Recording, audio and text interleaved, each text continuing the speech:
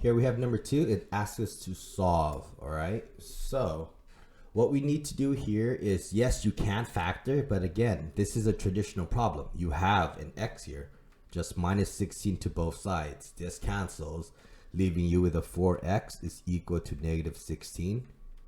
Divided by 4, divided by 4. This cancels, leaving you with an x is equal to negative 4. You see? You don't really have to factor, okay? But I'm going to show you using factoring, all right? You can factor out the GCF of 4. What is left over here would be an x plus 4 is equal to 0. Right? You set 4 equals to 0, which makes no sense. Then you're left with 4 plus x is equal to 0.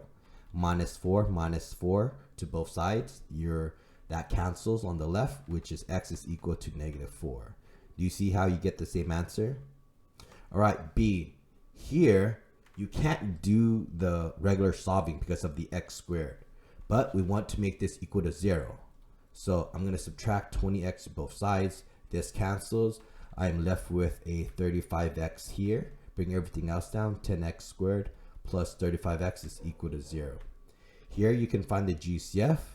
Okay. So the GCF here, if you expand it out, let me show you.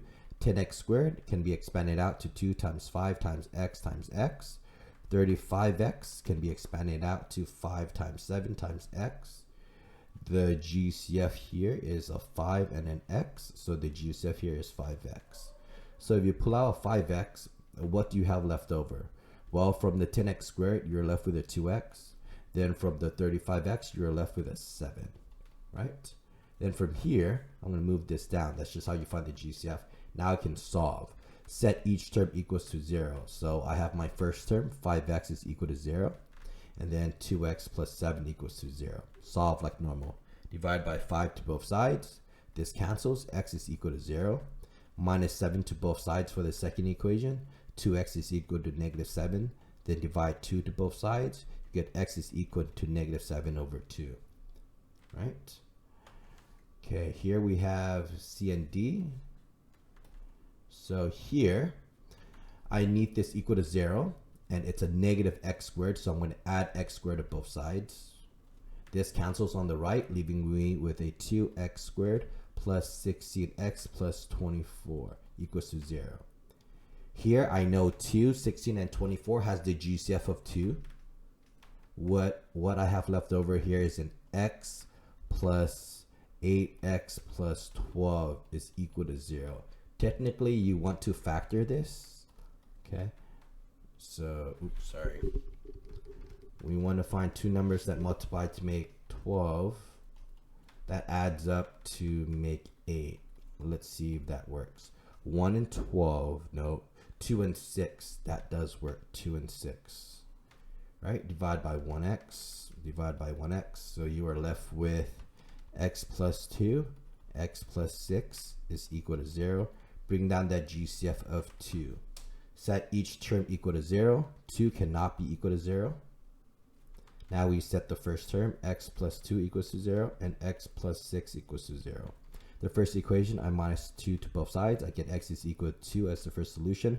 For the second one, I have x plus 6, so I'm going to minus 6 to both sides. That cancels on the left-hand side, gets me x is equal to negative 6. Right? So factor out the GCF and also factor as well. Right, here we have question D, which is longer, but we're going to follow the same steps. All right, let's add 2x to both sides. That's 2x. So that can cancel. Minus 7x squared. Minus 7x squared. This cancels, leaving me with a 3x cubed. This becomes a negative 9x squared. This becomes a minus 12x is equal to 0. The GCF here would be 3x. Leaving me here with an x squared minus 3x minus 4. Let's see, can I factor this? Let's see.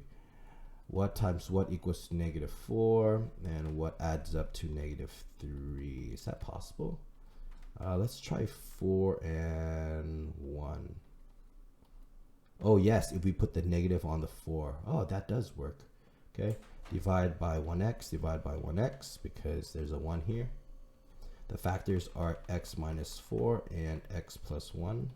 That equals to 0. Bring down that 3x, which is the GCF. All right, set each term to equal to 0. 3x is equal to 0. X minus 4 equals to 0. And x plus 1 equals to 0. Right? So divide by 3 to both sides. This cancels, leaving you with x is equal to 0.